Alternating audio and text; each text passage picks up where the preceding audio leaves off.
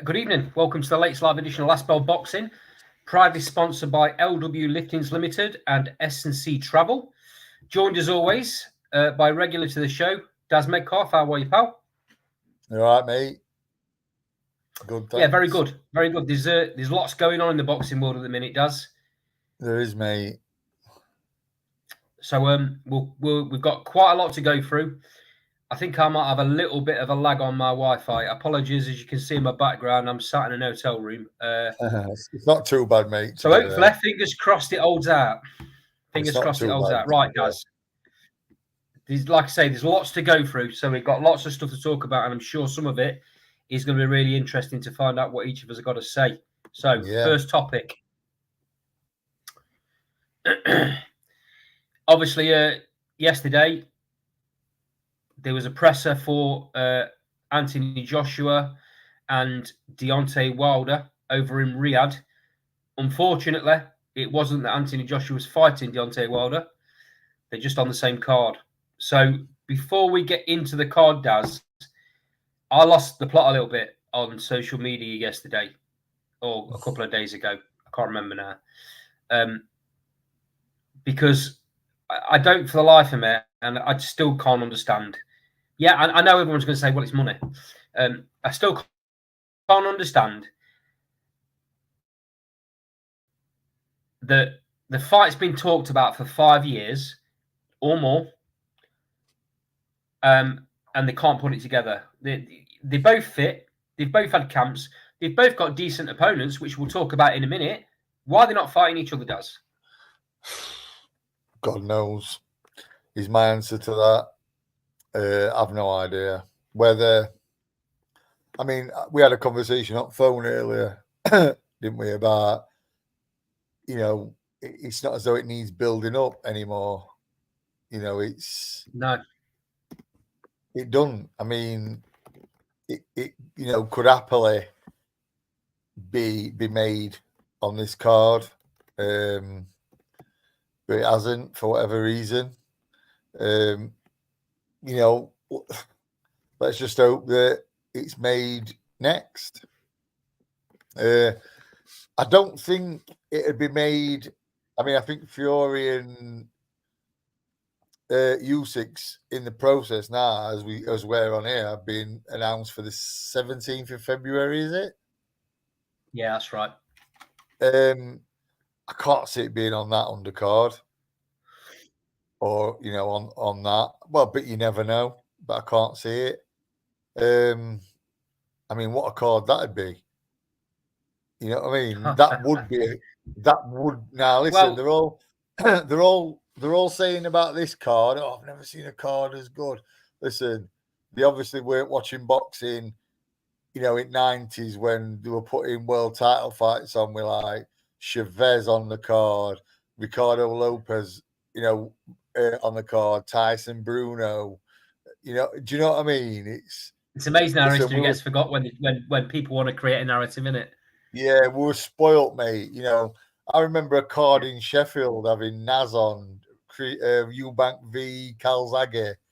You know, gone are them days, mate, when you had 4 world title fights on a, you know, on a show.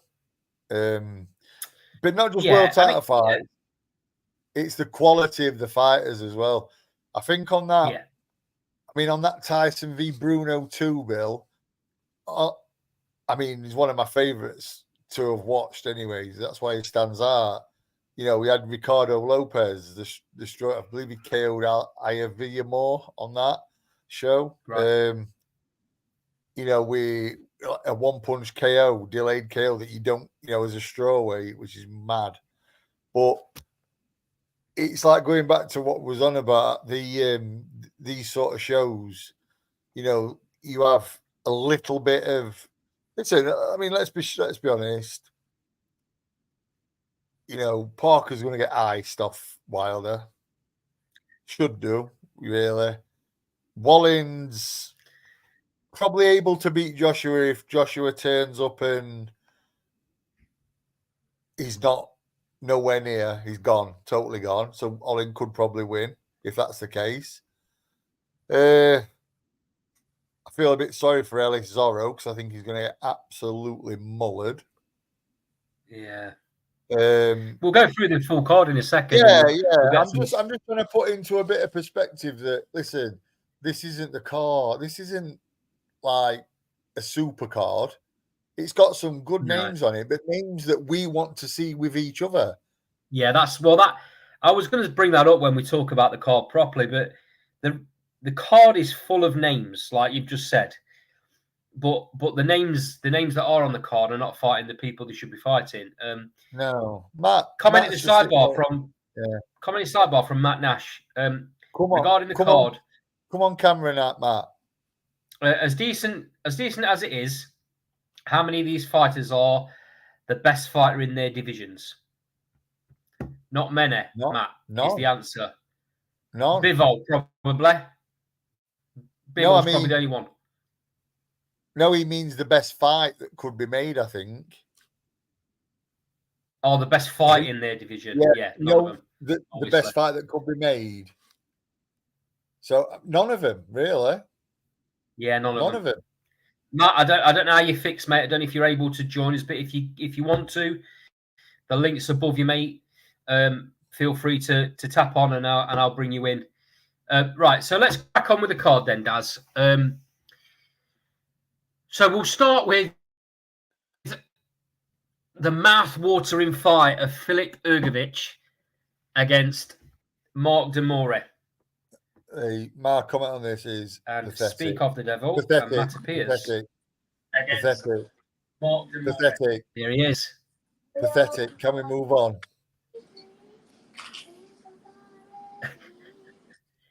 Matt, Daz has given his opinion on this. Filip Hrgović, who, let's get a bit of context here, he's mandatory in waiting for the IBF heavyweight title. Is going in against the magnificent Mark de Moraes. Yeah. Yeah, it's not the best, is it, mate? I mean, you know, you take one glance at Mark de Moraes' record. He's got 41 wins and 36 KOs. But then you look down the list of people that he's fought, and there's absolutely nobody on there apart from David A, who iced him in one round. Mate, his record's more padded than Kerry Katona's bra, mate. It's awful. Yeah. Like, it's it not really the best, is. mate, is it? No. Even your young'un's laughing at it, Matt. Yes. Even your young'un's laughing. Yeah. Like, Matt, I don't understand it. Why are they doing this to Hrgović? His last fight was poor as well. He is quite possibly one of the most protected heavyweights. Wasserman have done an awesome job with him. I think ridiculous. I think some people have seen things in gym and in sparring that have not been let out. That's one reason I can. Problem is though, Daz, it's not preparing him, is it? Because he's going to go in against. I don't know if the belt gets took off, or has it already been took off? Usyk. No, if it hasn't, it will be. If they can't defend it, right? It might be a case of they're going to allow the undisputed fight to happen, but he will get stripped directly after whoever wins that fight. Yeah, probably. So that's going to make the belt. That's going to make the belt vacant.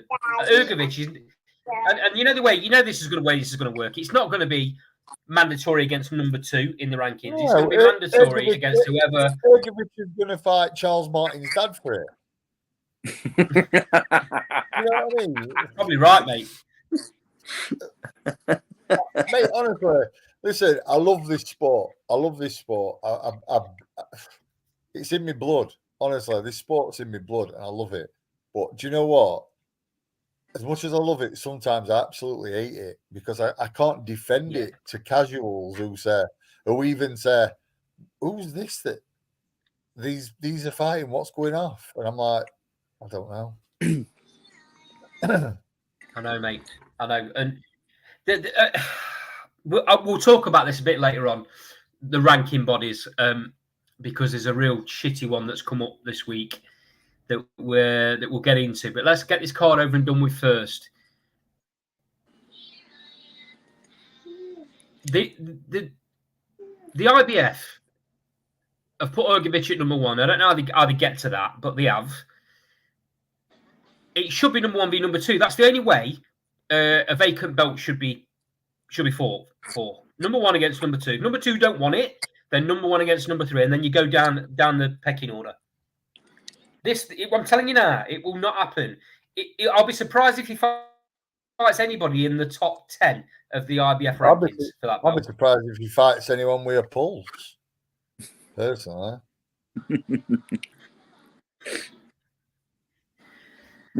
I mean, I've been wanting to see the Undisputed fight for such a long while because it's well overdue, obviously. 1999, Lennox Lewis was the last Undisputed, and that was 3 belt.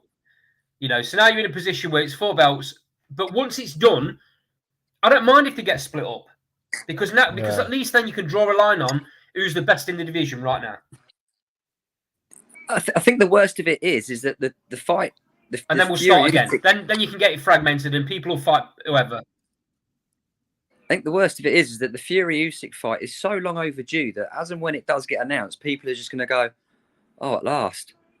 There's not going to be like okay. Eventually, the hype will come, but so many people are just going to be like, "Hallelujah!" Do you know what I mean? And I personally still won't believe it until they sort of get in the ring on the night. Do you know what I mean? Because there's been rumours obviously about Fury like retiring or only fighting in Ngannou and then retiring, and Fury, bless him, he doesn't know his arsehole from his ear hole, does he really? It depends which way the wind's blowing that day as to what his attitude to the fight's going to be. It's been announced, apparently. They're doing it now as we speak or something, but it's been announced for February 17th. Yeah, but I will put... But like Matt's just said... Sorry, Daz. I'll put as much money as I've got that we have a pull-out before then through an injury or something. Do you know what I mean? It's just stuck on. I said on social media a couple of days ago, it's like the boy that cried wolf. That famous story where, some little lad tricks the village by saying wolf, wolf, wolf. He does it that many times that when the wolf actually appears, no one believes it. And that's how I feel about this. That's how I feel about this fight. But not just this fight. Lots of fights in the heavyweight division. Yeah, I'm getting bored of it.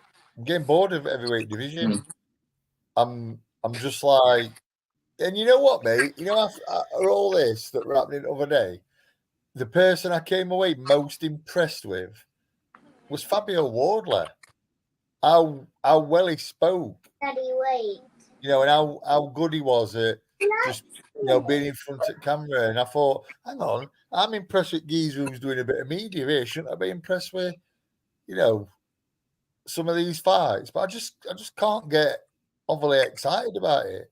And everyone's going mad over this card. I mean, if I had a pan for every time Dev Sarni mentioned GEM, General Entertainment Media, or whoever they are, and every time someone said Your Excellency.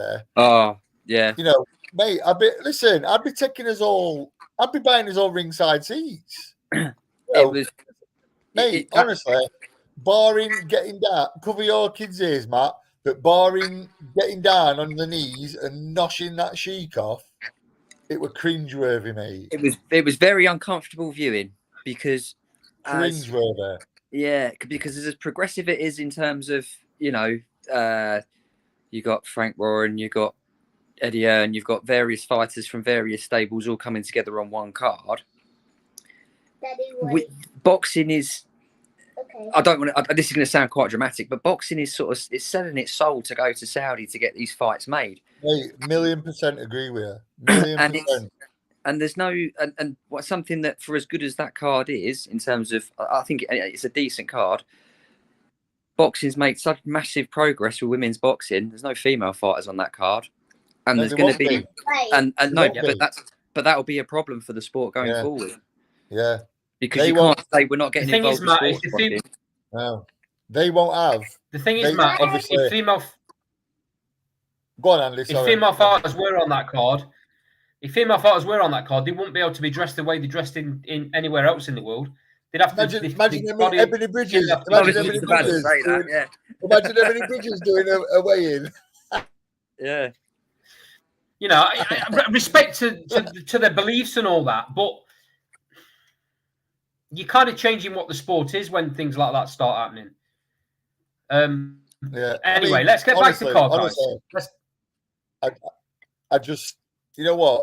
I just get a little thing. I'd be interested to see what Matt thinks of this, just quickly. When the Fury and Ngannou fight was on, I actually had a few conversations with people, and I'm a bit of a boxing nerd. Me, I like reading, history of it, the old fighters and everything. And way that the Saudis who were controlling it was sort of overviewing stuff in ring, and how much influence they've got and how much power they seem to be getting in boxing. Mate, I had like flashbacks to stuff I've read about mafia controlled boxing, in like 30s, 40s, and 50s. You know what I mean? Do you know what I mean, though? Can you see? I mean, I might be going a bit overboard, but I got that unnervy feeling that people can have too much influence, and I don't think it's necessarily great. No, and like I said, like you referenced it, and I literally just watched a bit of the press conference before you boys started, and like you said, His Excellency, His Highness, it just doesn't it doesn't feel comfortable. No, and every 2 minutes. Yeah, and yeah, boxing could very easily, or I say boxing as a sport, but the big fights, certainly like the major players like Matchroom and Top Rank and what have you, they're not going to be the ones that are looking after it, but they're not going to be the ones in control anymore. Look, I mean, if fights get made, great, but yeah, they're going to take it to an extreme, I think, where people are going to end up boxing in gold boxing gloves. You know what I mean? Honestly, mate, they've got that much money. It's a little bit unnerving. Yeah, that they seem to be able to do anything. Do you know what I mean? And there's got to be a limit. There's got to be a restriction. Yeah, agree. At the end of the day, I just look and think.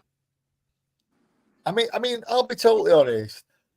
And listen, I know we're going to probably come to that fight in a second, but I'm a little bit unnerved how Ellis Zorro's team are prepared to put him in with Jai Opetaia. If I'm honest, I just think that's very brave. Yeah, that's the one I was going to come to next, Daz. That's the one I was going to come to next. Oh, go on then, mate. Mate. So obviously, you've seen what Jai Opetaia did to I can't remember who fought in his last fight. Jordan Thompson. That's right. Jordan Thompson, in my opinion, is a much better fighter than Ellis Zorro, and I'm not taking anything away from Ellis Zorro. He's European level, so he's getting there. But you're throwing him in at the very deep end before he's ready for it. It's not right. Yeah, I mean, is he ever going to get this opportunity again? Is maybe his team's question. But you got to be realistic. You got to look at who he's been in with in recent fights. Hosea Burton, Dex Spellman at the very end of Dex Spellman's. We've got a lot of time for Dex Spellman, but at the very end of Dex Spellman's career, let's be fair. A weight above what Dex Spellman fought at for the majority of his career as well, and also Ricky Dean. Yeah, it was Burton's last fight, wasn't it? Yeah, out of his weight division as well. Absolutely. So it's going to be a very big eye opener for Ellis Zorro. He might learn a lot, Daz, and grow from it, and I hope he does. Okay, moving on to another one where I had a lot to say on social media about Daniel Dubois against. If there was gold medals given out for the amount of drugs that's in somebody's system, Gerald Miller would be the ultimate champion. Mate, he's a walking pharmacy. It's an absolute disgrace that this fella is on this card. And in my opinion, that's down to the promoters. He should be nowhere near boxing. He's got that many drugs in him, you could probably inject a bit of his blood and cure a common cold. It's disgraceful. It's disgraceful, Daz, because...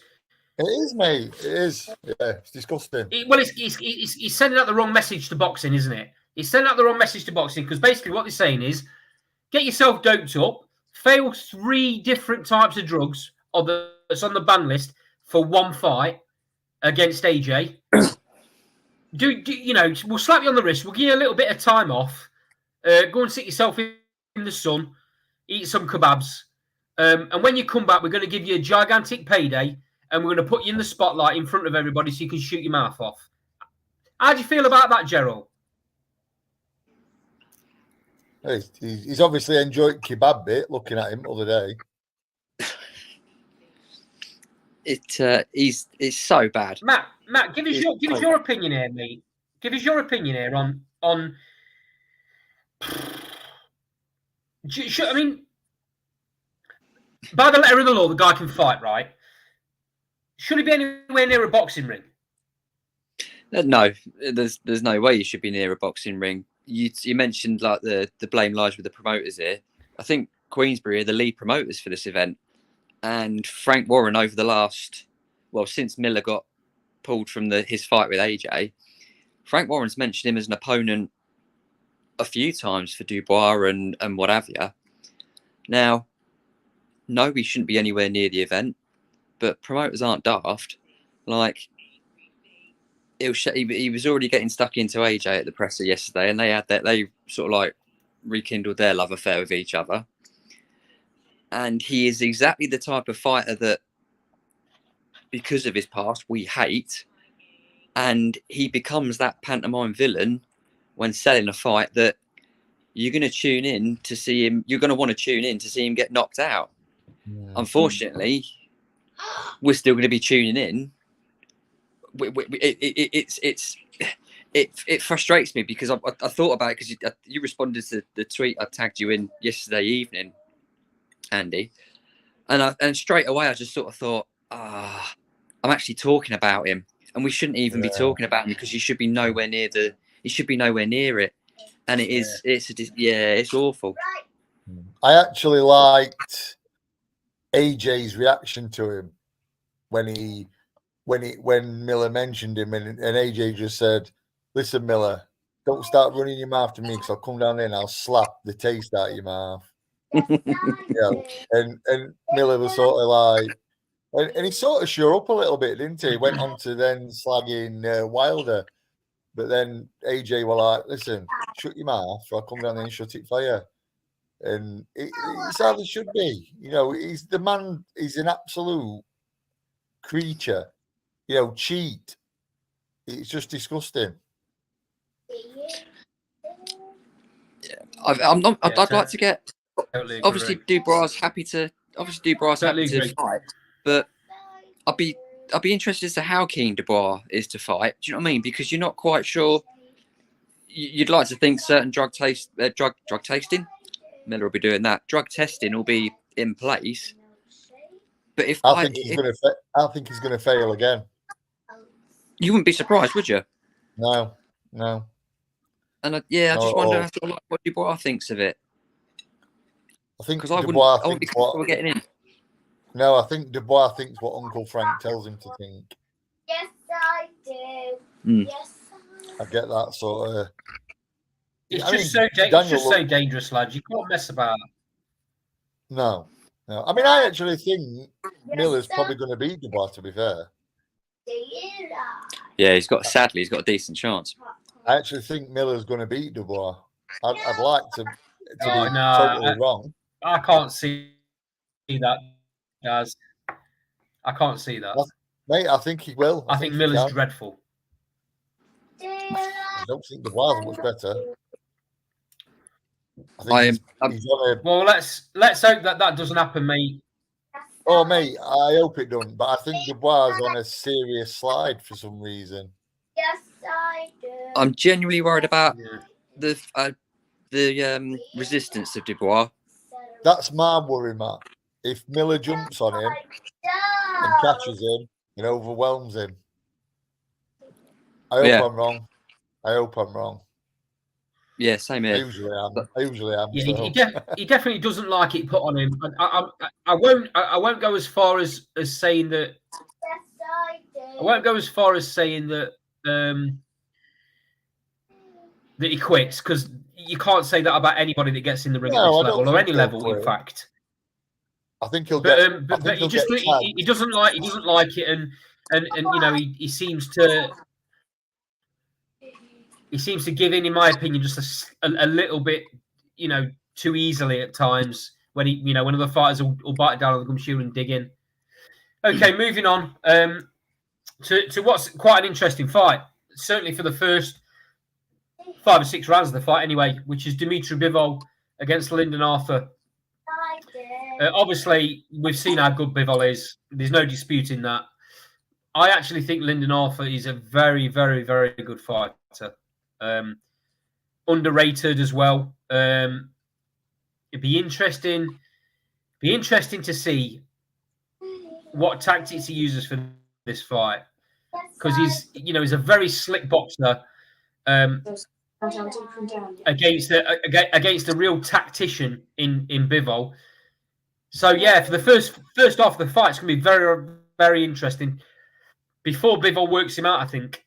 Daz, break the fight down for me. What do you think happens? I think Lyndon Arthur will start all right, and I think Bivol will be patient. It'll be a bit of a... I think Bivol's probably worked on negating that jab, getting up close to him, cutting him off. And I think it'll probably take him 4 or 5 to start seeing results of his work. And I just think he'll probably wear him down and stop him around 9 or 10. I found you. Matt? Similar lines. I think. Sorry, I'm trying to open a lollipop with my hand.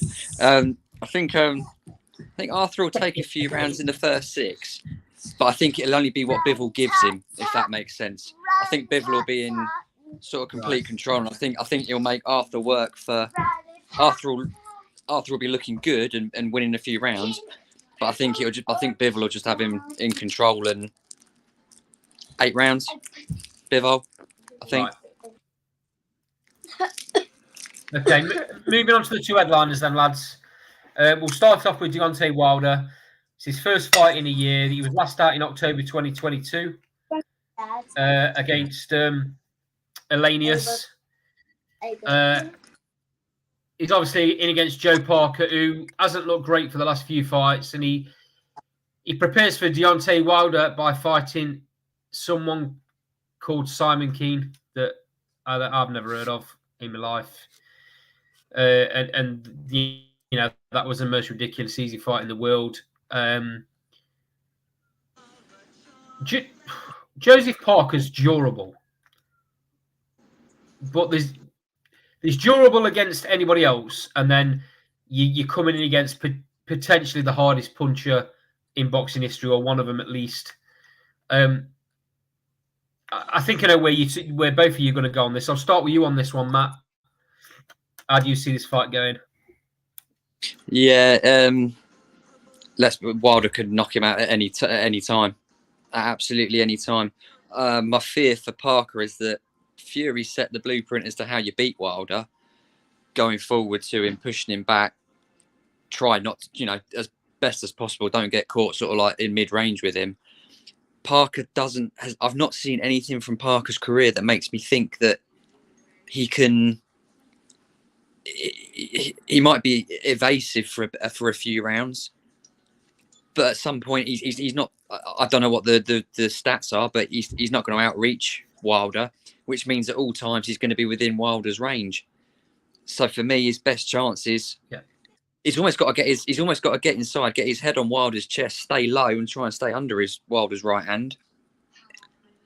but I just, it's Wilder by knockout, and I like Joseph Parker. Like he's always comes across really well, really respectful. Agree, his career is going in the opposite direction now.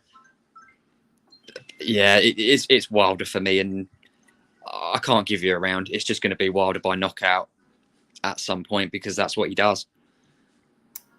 It is indeed. Daz, Okay. what you saying on this, mate?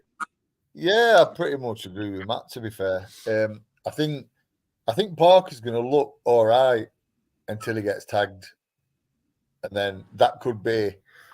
It could look all right for 30 seconds at first round and then get tagged and that's it. Or it could look all right for 4 rounds and then get tagged and that's it. You know, it's just, and let's be fair, Deontay Wilder's a tough man as well. He's not, you know, it's not as though he's chinny. Do you know what I mean? So I don't see Parker putting a dent in him, to be fair. And I'm impressed with how Wilder spoke at press conference, if I'm honest. Very respectful, you know, very well spoken, you know, showed a lot of respect, but yeah, said, listen, this is what I do. I knock people out. That's what I go in there for. And I just think it's hard to pick around with this fight because it could be over at any point. So, but I'll stick my neck out and I'll say inside 5 rounds, Wilder. Okay. Good evening to Danny Bravo in the sidebar. I'm not reading your comment out, mate. Sorry, it's against my religion. But I hope you're good, fella. We're talking about the AJ stroke Deontay Wilder show that's going to go off in Riyadh on the 23rd of December. So I'm of a similar opinion to you guys. The only way that Joseph Parker has any success in this fight is to get up close inside, try and put Deontay Wilder on the back foot, because in my opinion he can't fight on the back foot, and hope that when you're trying to get in range that he doesn't time you and land, because if he does, that's the end of the night. I just don't think at this stage of Joseph Parker's career, I don't think he's anywhere near elusive enough to stay out of the way of Deontay Wilder. And I think it's a very early night if Deontay Wilder wants it to be. The only question mark is he's been out a year. So there might be a little bit of rust for him to blow away. His timing might be off, and that might give Joseph Parker a little bit of a chance in the first few rounds. But he's got to put it on him. It's the only way he wins the fight. It's the only way he has a chance. Parker might be out for a year when Wilder hits him. He might be out for his career when Wilder hits him, mate. You never know. Okay, moving on to Anthony Joshua against Otto Wallin. I actually think this is a decent fight. Obviously, Otto Wallin's only lost one fight, and that was against Tyson Fury, and he gave Tyson Fury kittens on the night with a massive cut. Scorecards were pretty close. A lot of people said it should have been stopped. The cut was that bad. I think if it had been anyone other than Tyson Fury, it probably would have been stopped on the night, and then Wallin would have won the fight. But let's be realistic. That was a Tyson Fury that had come back off of losing 10 or 11 stone, and was in absolutely no fit state to be in that fight in the first place. Wallin, in my opinion, is a better fighter than AJ's been in his last 2 fights. So that being said, this is another step forward. The interesting thing here for me is the fact that for the whole of this camp and in his corner is going to be Ben Davison. I know that AJ's training with Ben Davison for the whole camp. So it'll be interesting to see what tactics Ben brings to the table. Whether AJ's being trained by he's Ben even allowed Davison. to change a lot. Yep. What's happened to Thinger? Apparently, you don't know how to get on an aeroplane, mate. Ugh. Nice. So I don't know. Ben Davison apparently has been kind of a bit of an advisor for AJ, like in recent months. But by all accounts, it's full on Ben Davison's camp. This one. Where have you seen that? That's what I'm hearing. Say again. Where have you heard that? It was on TalkSport today. Can't remember what's the guy's name. Adam Cattrall. Oh yeah. Adam Cattrall was talking about it on TalkSport today, and I've actually seen some footage of Ben Davison taking AJ on the pads. That doesn't necessarily mean a lot, but I can't imagine they're going to put that out on social media unless Ben Davis is training AJ for this camp. Yeah. And apparently he's working his corner for this fight as well. Ben Davison works your corner whether he's in it as a second or not. Maybe so, mate. Maybe so. But I have a lot of respect for Ben Davison. I think he's a very good coach. I mean, just look at what he's done. Just look at what he's done for our champ Lee Wood. Yeah, listen, it's not in days since Ben Davison took over. Yeah, mate, listen, he's done really well for Lee. But then I look at what he did with Lee McGregor in corner, and he didn't look like he knew what he was doing.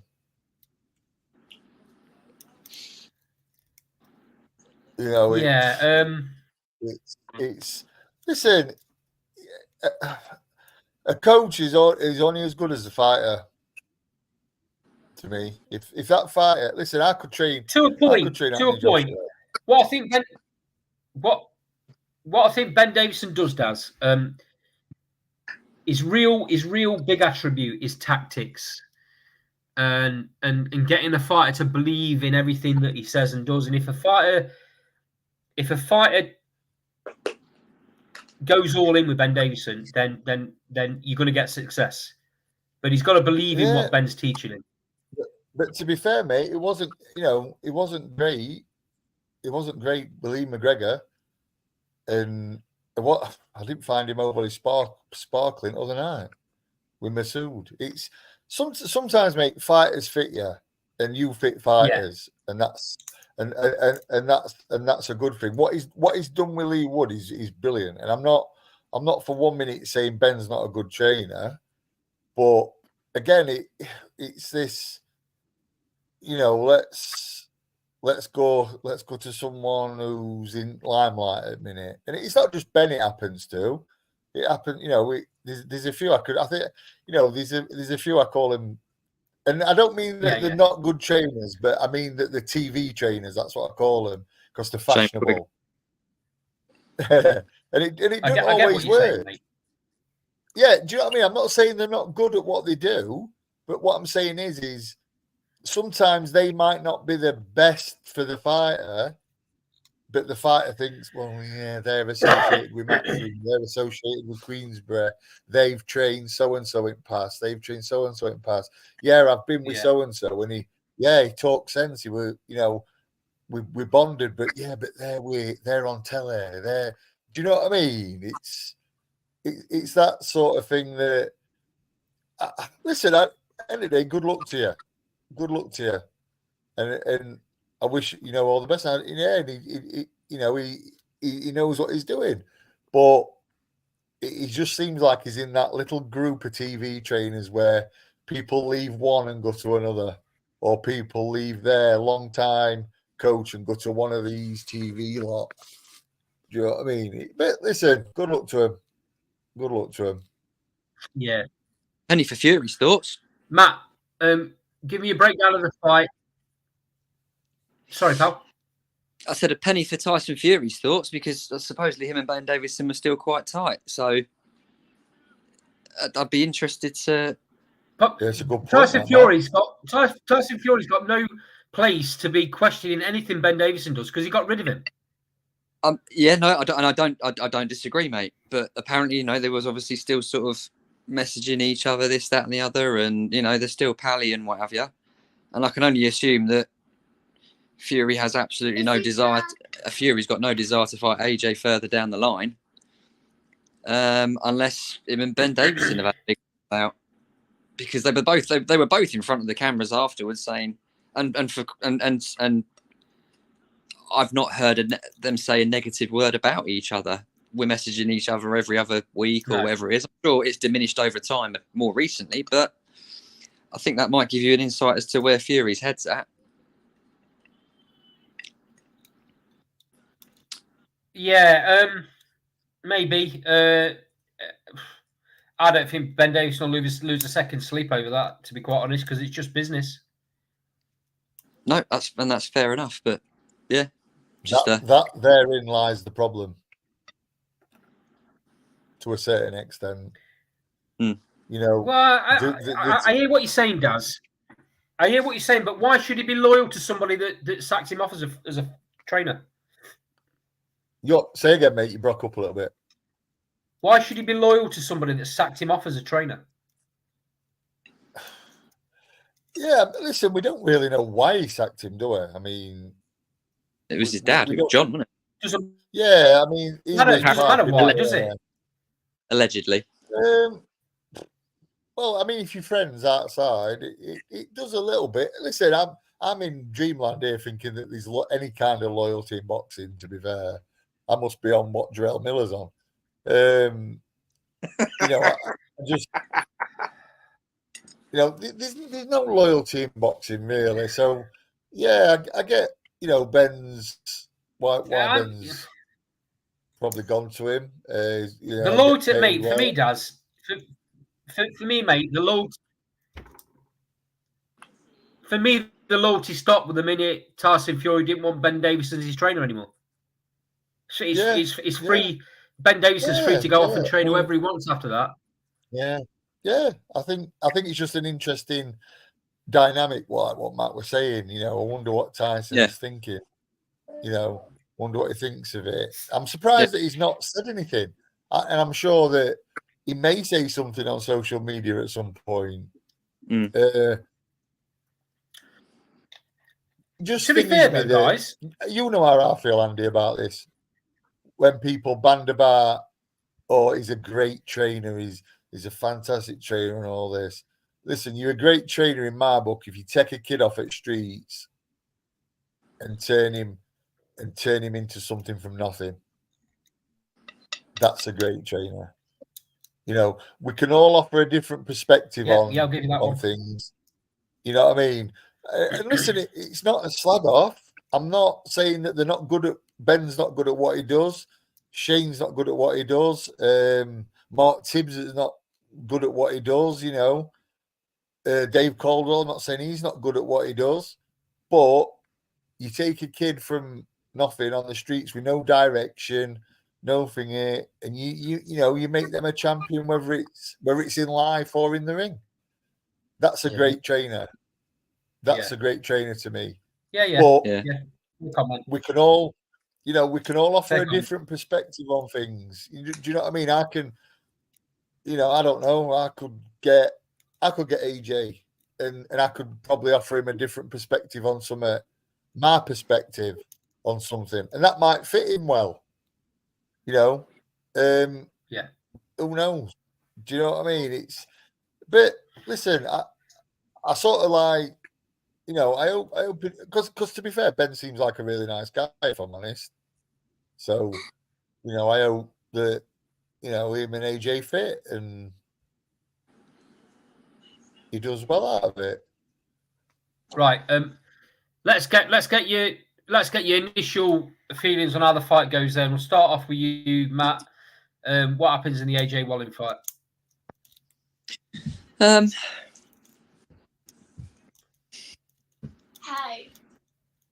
I think we see. Honestly, I think we see another below par AJ performance and maybe a controversial points win.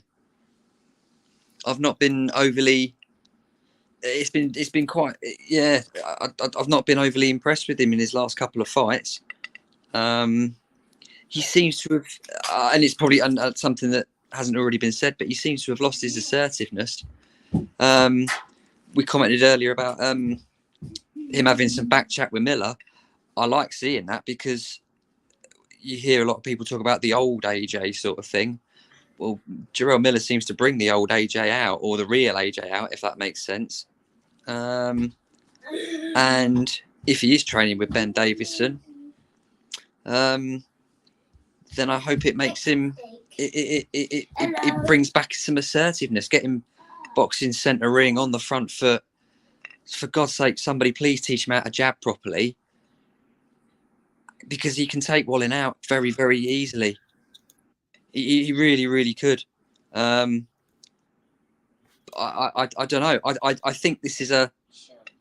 I think this is. It's not make or break. He wins. He goes on and fights Wilder. He fights Wilder. I'll be watching it from behind the sofa like this, because I'd be terrified for him, if I'm honest. I think he wins in a very unconvincing manner. Daz? I find it very alarming that AJ seems to show lately more aggression at press conferences than he does in ring. I find that a bit alarming, that when he gets in there, it's not that AJ of old, wants to knock somebody out, and wants to. He seems more aggressive behind a microphone, and I don't think that's him, if I'm honest. But yeah, I tell you what, that's a really good shot that from Matt. Really good shot, and I think if AJ is really below par, he probably could lose. But is he going to get a decision against him? Probably not. Just quickly, because I'm going to have to, fellas. Yes. Sorry, you mentioned there about him being more aggressive at press conferences. I thought what he did to Dev Safani, the MC, was pretty childish. Brilliant. Yeah, but I don't see the point in that. Why get you're a former 2-time heavyweight champion of the world, 6 foot whatever, and you're picking on the bloody, the wee little thingy. I get what you're saying, and I did say on Twitter, I think it were, or it might have been Facebook. I did say, it did come across very unlikable doing that. However, Dev Sani does grate on me a little bit, so I could probably sort of see, and it did have that little feel. Whereas it was the Frank Warren show, Dev was directing all the. So yeah, it was a little bit childish, but I could sort of see, why he probably got a little bit knocked, but yeah, it is a bit. I mean, I'll be honest. I mean, I was getting knocked just watching it. I wanted to tell Dev to shut up, but it was just, yeah. I get what you're saying. We're a little bit. You got to be professional, aren't you? I mean, we can't all like everybody, so we've got to, you got to be professional and just, sort of suck it up and just do what you need to do. Yeah. And then just before I go, just quickly, you mentioned, are you covering the mentioning the Jonas Mayer fight in a bit, Andy? The which fight? Sorry, Matt. Natasha Jonas against Michaela Mayer. Yeah, that's going to be one of the topics I was just about to talk about. Do you want to give your opinion on that one before you go? Really good fight, and I think that goes to a split decision either way. I think that could be a really good fight, though. I think that's a cracking fight that's been made, and decent one between two top level fighters as well. So I look forward to that one. I've got to go and do bedtimes now. It's been a pleasure, gentlemen. No problem, mate. Thanks for joining us. Take care. Take care, Paul. Cheers, See Matt. you later, Paul. As Matt's just alluded to, it was one of the things I was going to bring up. So break down Jonas against Mayer when it happens. Might surprise you, this. I don't like it. I'm not overly keen on the fight. No, I think Michaela Mayer is way out of the weight division. I think she's way out of the natural weight division. Yeah, but not not as much. I think Maya didn't look in great condition in her last fight, and then she's gone up a weight again.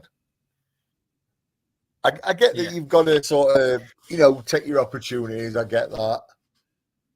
Totally understand that. So, and she's a very good fighter, Mikaela Mayer. Let's not forget that she was proper hard done to against Baumgardner.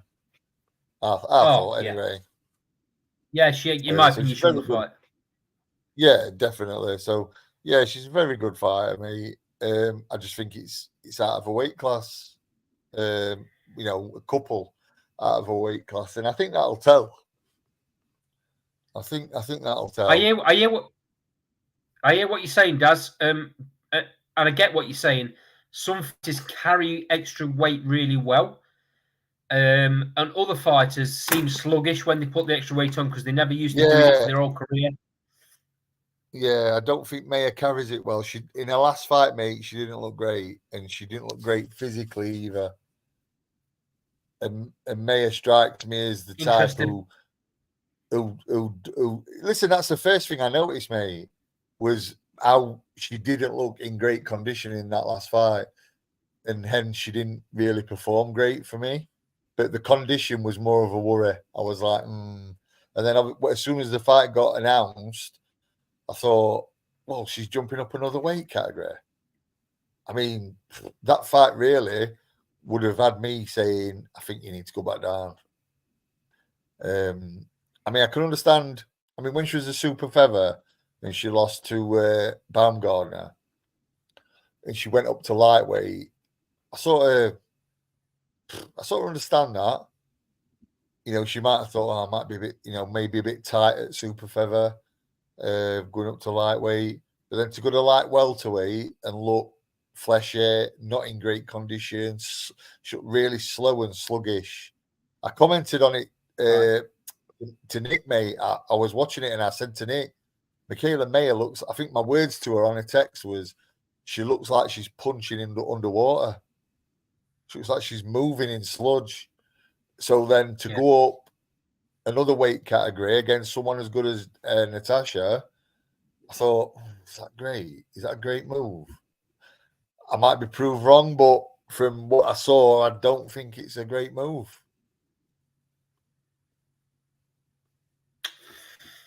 Yeah, I think time's going to tell. I get what you're saying about Mayer.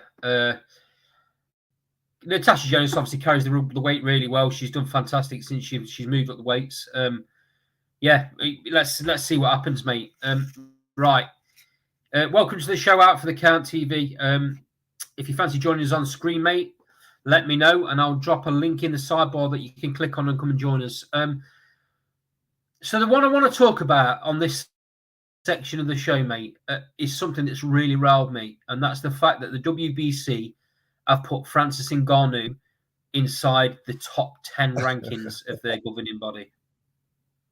Oh, it's class, isn't it? It's the most disgusting thing I've ever seen, I think. The guy has one professional fight, which he loses. Whether he lost or not, in other people's opinions, is neither in nor there does. The record says he lost that fight. And what does the governing body of the belt that the winner of that fight do? They put him in the top 10 of their rankings. Yeah. Now, let me give you a little bit of context with the WBC.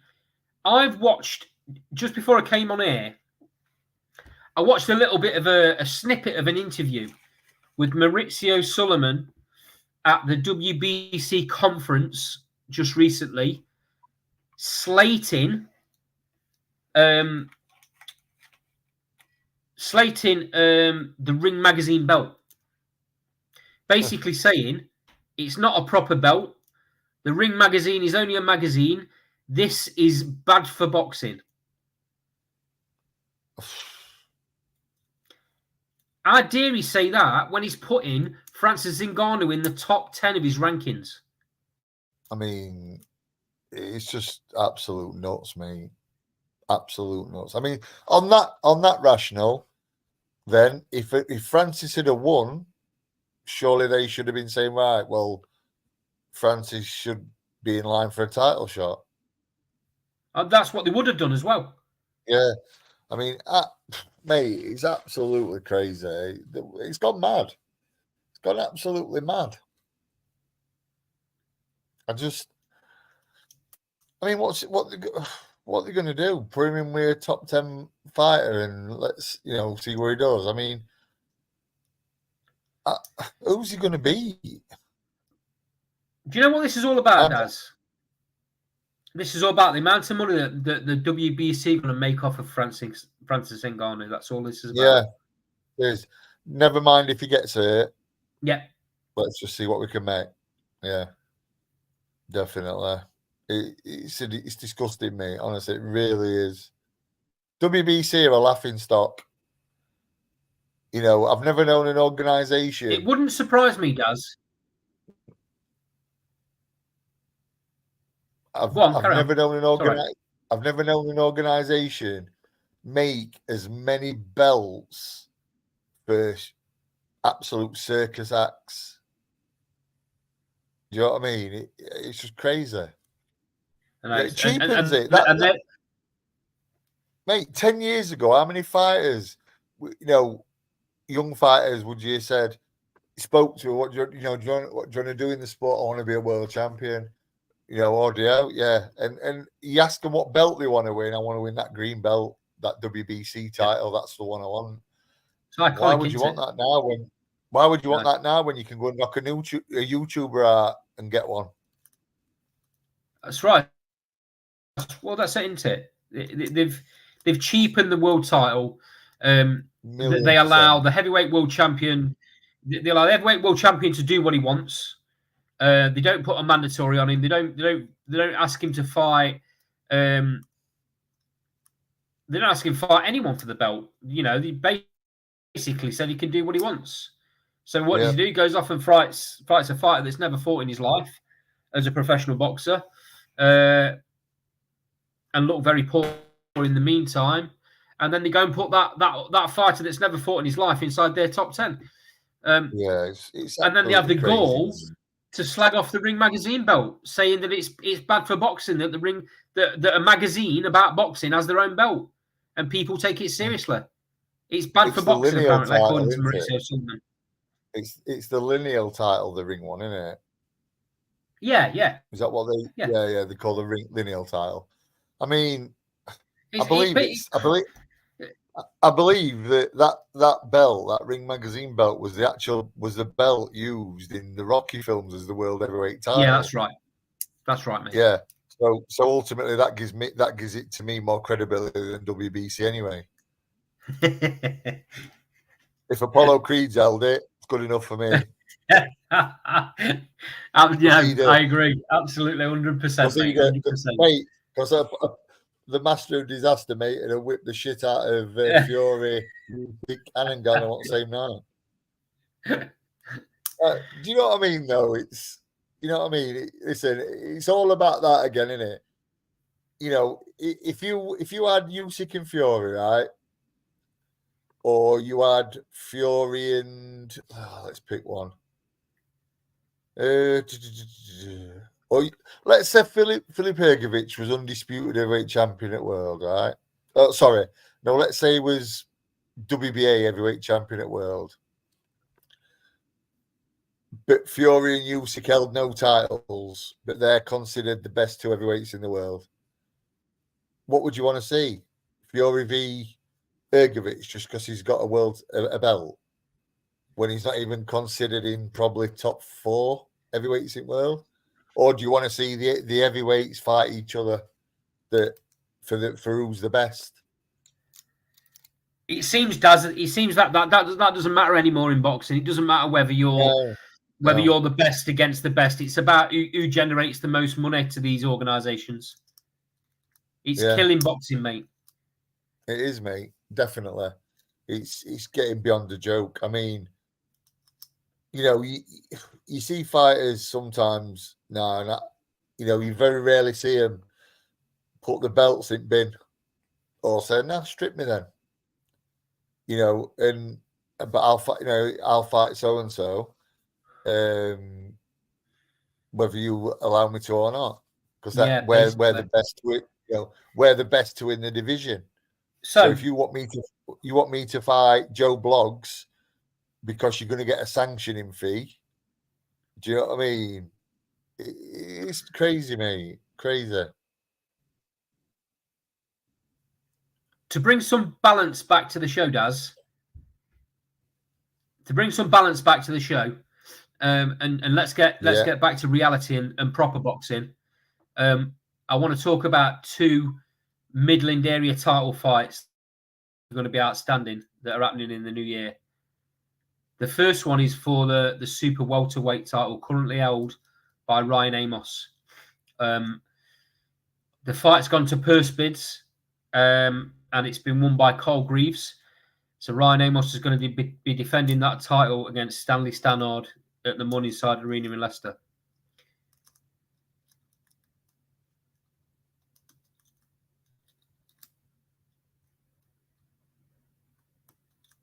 Can you hear me, Daz? Yes, mate. Yeah. Sorry, I thought you had something else to say. Sorry. Firstly, your reaction to that fight? I'm sick of hearing Carl Greaves' name, if I'm honest. Getting sick of him. Very good fight. Going to be a classic fight. Going to be exciting. Good clash of styles as well, I think. Absolutely, yeah. Yeah, good clash of styles. 2 really, really top lads as well, if I'm honest, as well. So I was just going to say that. I know both of them very well, and they're both fantastic lads. 2 really top lads. Both got good teams around them as well. Top people in the teams. I've got my opinion who I think will win, but it's more outweighed that I just hope both of them get well paid and they both go home to the family safe. Because they're both good lads.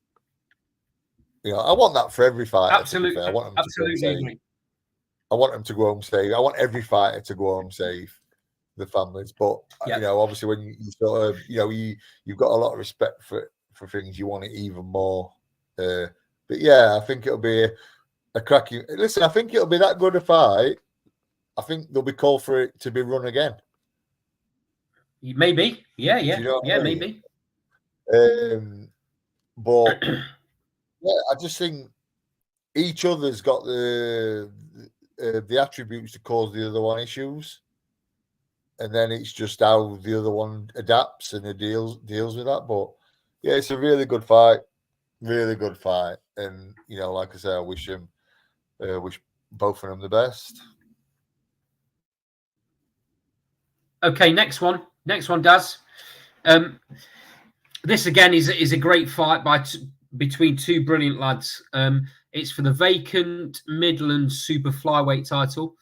It's currently out for purse bids by the British Boxing Board, and it's Fraser Morgan from Shinfields Gym in Derbyshire against Sean Bruce, who's trained by Randall Munro, who, as you know, Randall Munro was from the Shinfields Gym and did marvelous things from when he was out of that gym. So there's a little narrative there.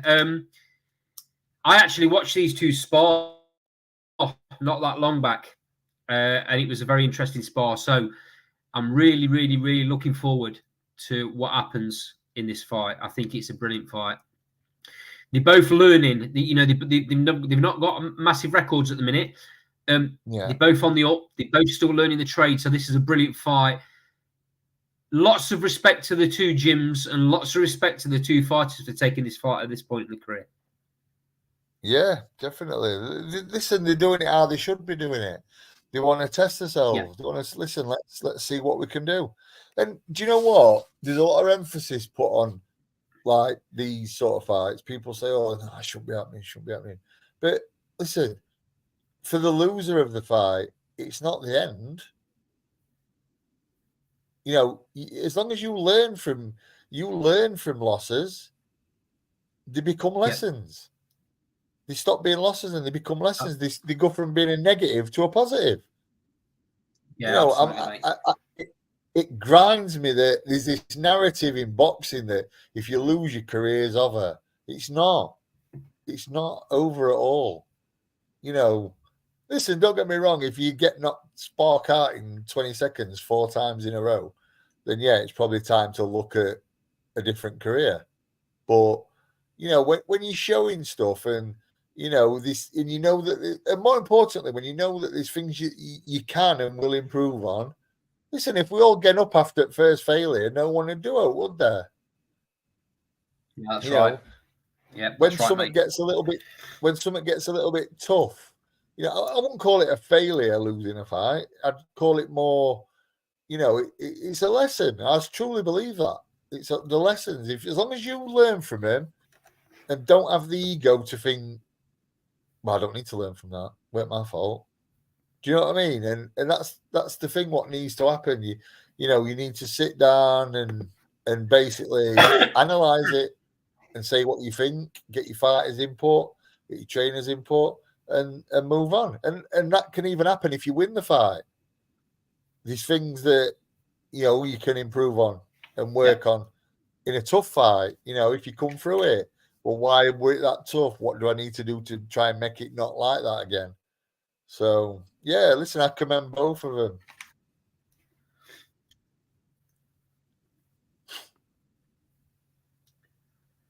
Okay, moving on to the next topic, mate. This is the last topic of the night, and we'll run through this fairly rapidly.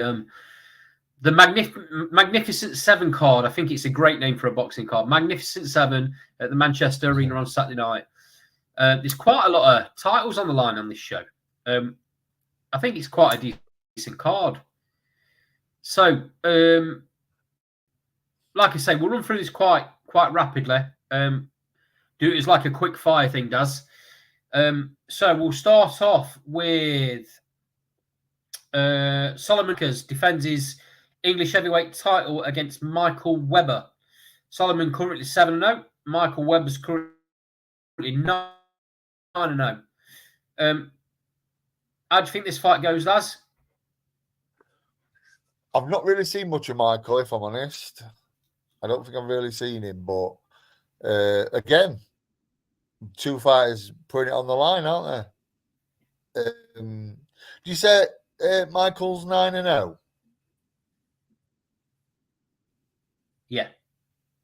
Yeah. I mean, listen, obviously Solomon's the fighter that obviously the pushing. And from what I've seen of him, he's a decent fighter, and he's only going to get better.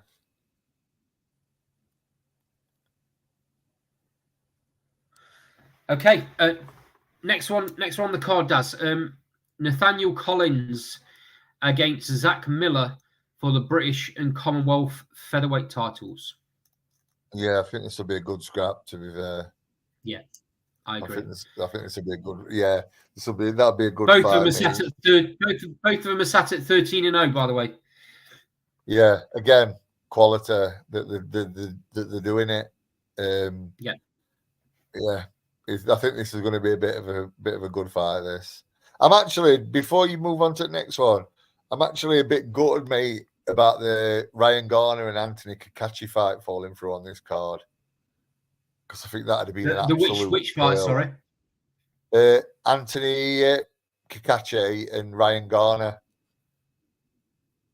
Yeah, I know. Yeah, absolutely. I thought that was going to be a great. I really rate Ryan Garner. Listen, I rate Anthony Kakachi, but I really, really rate Ryan Garner. Really rate Ryan Garner. I think Ryan Garner's got it all. You know, got the potential to go a long way. Yeah, I mean, hopefully that gets made again. Yeah, I think it will. Next one then. Hannah Rankin versus Emma Kozin for the vacant WBC super welterweight title. Oh, interesting. I mean,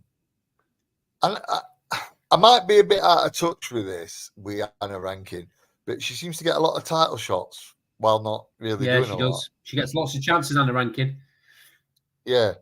Do you know what I mean? I thought, is it just me? But, you know, listen, she seems like a really nice woman as well.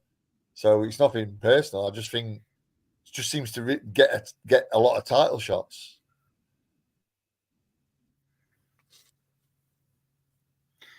Yeah, I think you're right, mate. She does. She gets lots of chances. I mean, her record's not brilliant, 13-6.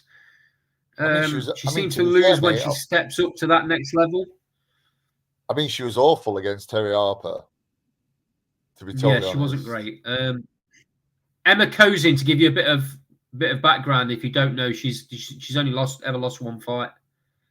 I've heard the name, mate. I've heard the name, and I think I really should know who she lost to as well.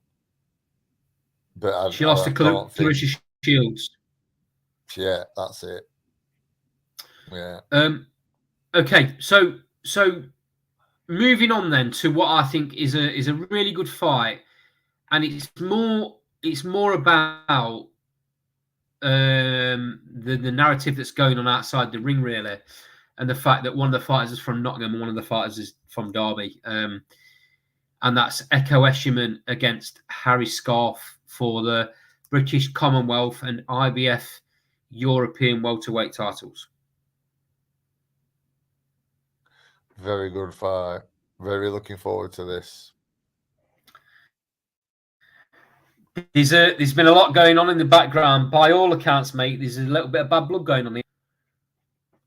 Yeah, I've seen some little clippings of press conferences and that, and it does seem there's a bit of a let's put it, a bit of a underlying issue.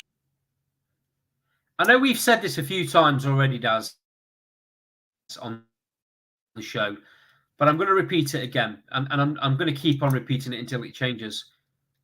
What's Echo Eshelman got to do to get a hometown fight? Number one. Number two? What's he got to do to get the next level fight? He's proved himself at British Commonwealth and European level. Let's get him into a fight with a top 5 welterweight. Yeah, this is. Well, I mean, yeah. Let's be fair, mate. Echo Eshelman deserves an eye level European title fight or type of fighter. You know, one that's going to push him into world top 10 rankings. He deserves a big fight, right? All he's been served up here is a fight with a guy who could beat him, who doesn't really. I mean, has he earned the shot at them? You know, I saw. He's probably earned a British. He's probably earned a British title fight, hasn't he? But Echo, yeah. Do you know what, mate? I worded that wrong. My point is, Echo's in probably an eliminator for something big, something decent. Yeah, I agree. Whereas Harry, it's probably the ideal scenario should have been Echo gets an eliminator for a world title or something, and Harry fights for the vacant British title. Yeah, I hear what you're saying. I hear what you're saying. That kind of makes sense. I'm not saying that Harry's not well capable and not deserving of it, because he is. But I just think Echo's being left behind a little bit. You know, deserves a bit more than what he's had. I totally agree, mate. I don't think he gets what he deserves either. It seems like he's constantly having to fight the next person in line instead of being the person that moves on to fight his next level. And I don't really understand it. Like I say, I don't understand why he's not been given a show in Nottingham. I don't understand. He's always travelling and he's always on undercards, and it's always, well, this one's Manchester, but it's always London.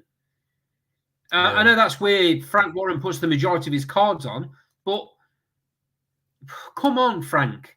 You know, give Echo his chance to shine. Yeah. Give him an eliminator for I don't know, maybe not an eliminator for a world title because it's a stacked division, but put him in with somebody in the top 10. Let him prove himself. Yeah, it doesn't even have to be an eliminator, does it? If it's just a big fight with a decent name. You know what I mean? It's such a good division. There's so many people he could be fighting that will give him that next lift, that next level, that next step up. But that being said, Daz, I think this is a really, really good fight. I think Harry Scarf's underrated. He's one of them fighters that. Yeah, he's obviously being a fighter on the small old shows. He's gone under the radar, and this is his big chance to shine and get to that next level himself. So, it's going to be a very good fight. Echoes, unless Harry Scarf's trained out of his skin, it could be a very long night because Echo's not called the engine for nothing, is it? No, I think Harry will probably, bamboozle him a little bit at first few. But I just think the relentless pressure making him work, constantly making him work. I think that'll start to tell late on. Yeah. As you move through middle rounds, I think that'll start to tell. Another interesting fight because, and I'll tell you for why in a second. I'll tell you what the fight is first. Denzel Bentley, who's obviously British middleweight champion, is going in against Nathan Heaney. So Denzel Bentley obviously 18-2. Nathan Heaney 17-0. But, and this is why it's interesting for me, Nathan Heaney has a massive following, but I don't think he's proven at this level. No, sells a ton of tickets, mate. He does sell a ton of tickets. Denzel Bentley, I don't understand why. I don't understand why he's still sat at British level. I don't get it. Mate. He's so much better than British level. It's untrue. He fought Johnny Beck, didn't he, for world title? He did. Yeah. And he did really well in that fight. Really, really well. So why you'd fight at world level and not just fight there, but acquit yourself really well, very well, in fact. There's an argument that had he believed in himself straight off from start, he could have, possibly won. So why you'd come back to British level, I don't know. I just find that baffling. Because he's not getting the opportunities, as he does, clearly. Otherwise, by now he would have vacated the British title. Why is it? Well, why not fight for the European? There you go. Yeah. Put him in. Yeah. Put him in for the European title. Because here's the interesting thing. There's another card going on the same night in Wolverhampton, and Tyler Denny is fighting for the EBU European middleweight title. Yeah. Why is Denzel Bentley not getting that shot? Why is Uncle Frank not pulled that out of the bag? Yeah, it's a strange one, mate, isn't it? I mean, sometimes it makes you think that as fighters, they must think, what, don't they like me or something? They might promote me, but do they not like me?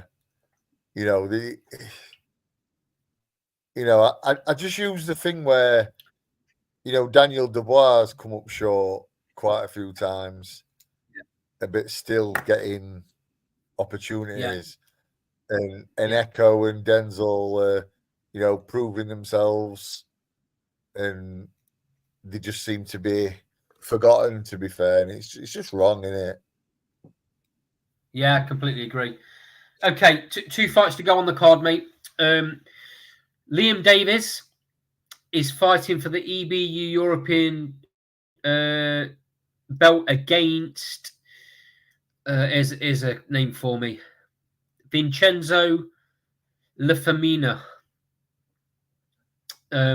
Not really, not seen Vincenzo, if I'm honest. No, me either. But Liam Davis is a quality fighter, so it'd be interesting to see what happens in this fight. I'm interested with Liam. There's possibilities at some point Liam v Dennis McCann, if I'm right. Yeah. I mean, great fight. Yeah, at some point. I know Dennis McCann's switched his training over to America now.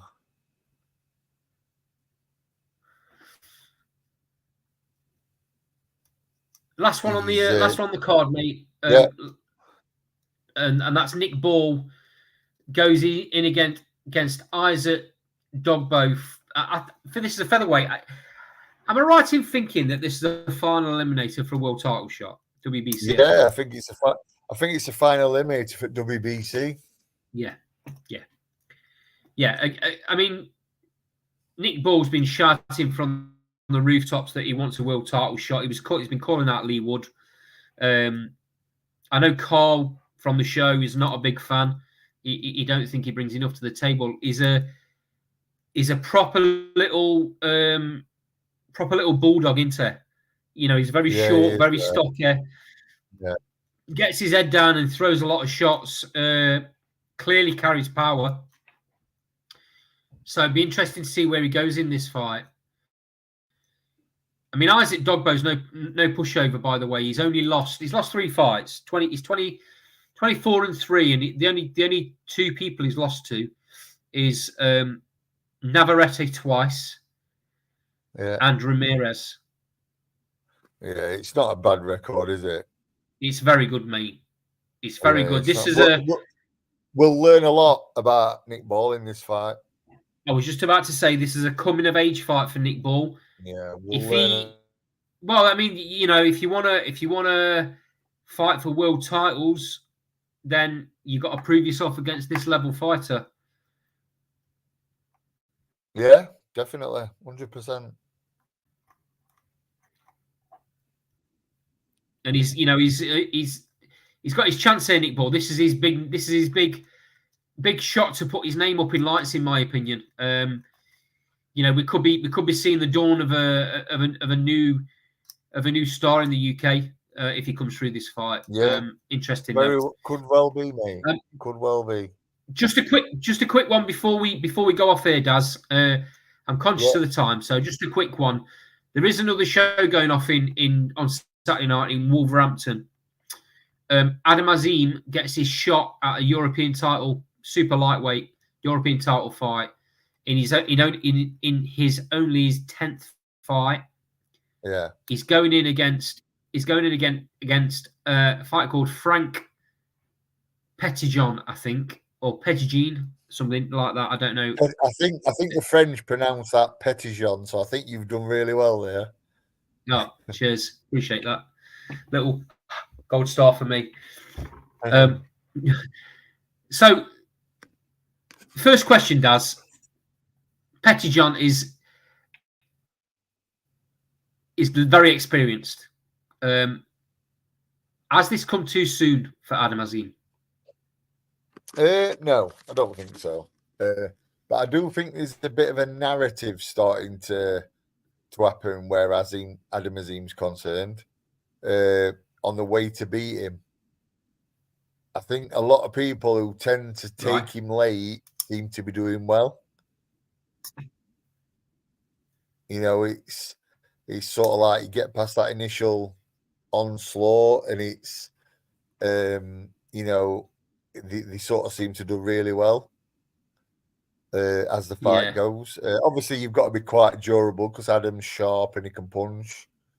But he just, I don't know, mate. I don't want to call it he runs out of ideas. I don't know. I just he's learning, mate. I mean, yeah. That's mate. That's perfect. That's absolutely perfect analogy. You know, and once he figures out how to adjust comfortably, you know, when he knows he's not going to get someone out of there, then what a fighter he's going to become. Yeah. You know, and we've got, you know, he's kind of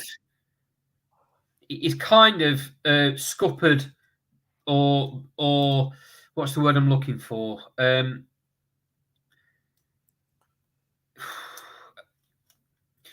His own success of knocking people out for fun earlier on means he's not getting the experience of the later rounds. There's a terminology for it, and I can't write at this time think what it is. Too good for his own good, is it? Yeah, that's it. You know, because he's been beating people easy. He clearly carries power, but you're always going to get to a point where you come up against someone that's really durable, knows how to work themselves in the ring, knows how to ride a shot, knows how to handle themselves when they're in the trenches in tough positions. And then Adam's he's going to be learning on the job when it comes to those sorts of experiences because he's not Adam. I think we're all built. It's all building up for a Dalton Smith v Adam Azim showdown at some point, isn't it? It's got to happen, mate. I was going to ask you. I mean, if Adam Azim becomes European champion, surely that's the next fight. I don't know what Dalton and his team are looking at, though. I mean, are they looking at world titles? I do think in terms of where they're at as professionals, Dalton's in front. Of course, yeah. But yeah, I mean, listen, title-wise, Dalton's British champ, Adam's European champ. You know, if he wins this fight, he's European champ. Yeah, and it does make sense. Title, you know, on the sort of title level. And there's another name. There's another name to throw in that mix as well. I know you're going to throw in after Saturday night. Mate, I'll be honest, I wasn't overly impressed. Was you not? No. He just. Do you know what ruins it for me with him? Is when he does things like with his feet to get out when he looks clumsy and amateurish. Yeah. And it sort of puts me off. Do you know what I mean? Listen, I might be being too critical on him, to be fair. I really might. And he seems like a really nice kid as well. I don't like the narrative of senior in the background. I tell you what I've tried to do with him, Daz. Excuse me. I tell you what I've tried to do with him. I've seen quite a bit of the Channel 5 stuff, and him growing on it before Senior got involved, and I tried to take Senior out of the equation. I know it's difficult because he puts himself in there, even the ring walk, which I thought was horrendous.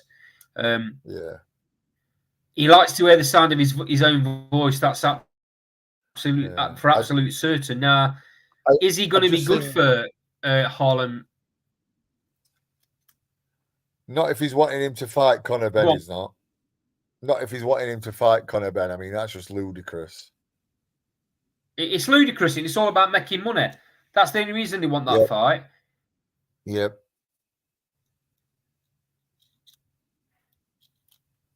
He needs to be focusing on British champion and European champion. Yeah, not just going for the money. That's the traditional route, isn't it? Yeah. Listen, happily say, listen, if Azim or Smith for the next fight fought each other, great. If Azim or Smith for the next fight fought either of them fought Harlem Eubank, yeah, good.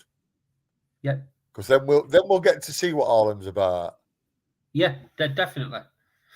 You know, and listen, if he performs, and we'll get to see what thing is about either of them two. So yeah, but the narrative is we need to make these fights need to be made.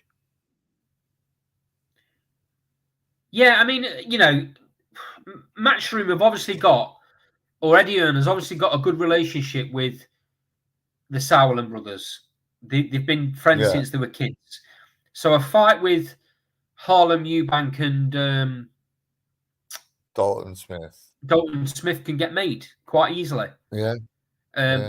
It's whether, I mean, you know, does Dalton believe that Harlem brings anything significant to the table is the question. Apart from name, he probably doesn't. I mean, if I was Dalton, I'd be wanting to fight Adam Azim because it's a European title, and then that takes him on his next journey towards world title, don't it? Yeah, definitely. You know, and if I were such as Harlem, he's probably, I don't know. I mean, who would he target? Or would he see Adam as a bit of an easier fight at this moment than Dalton? But I'm not sure that you could say that. I don't know. It depends on how you look at it, don't it? I mean, you said yourself. Look, currently, you have to say that Dalton Smith is further on in his career than Adam Azim, and he is. Yeah. Experience-wise, he's completely further on in his career. Yeah.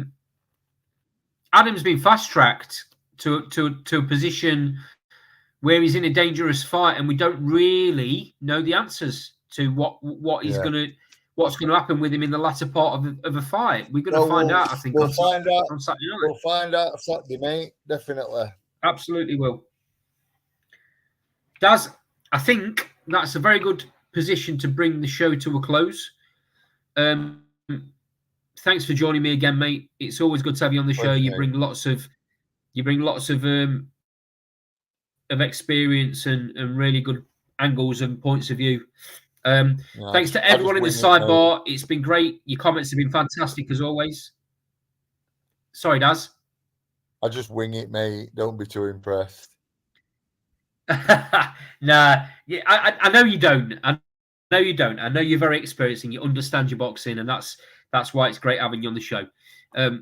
Thanks to everyone in the sidebar. You know, we do this show every single Thursday. If there's anybody that wants us to talk about anything in particular, drop us some comments. If you watch the show back, drop us some comments. We'll look at them and we'll bring them up as topics in shows in the future. But 7 o'clock every Thursday, myself, Daz, normally Carl as well from Last Belt, and we have the odd guest here and there. Lots of interviews on our channel as well, from shows, from gyms, lots of small old stuff. Get yourself on the channel, look at some of the interviews, go back and look at some of our live shows as well. Some interesting stuff on there. We don't hold back on our opinions. But it's been great having you on, Daz, and we'll see you again next week. Thanks for joining me, mate. Pleasure, mate. Pleasure, pal. See you soon. See you soon.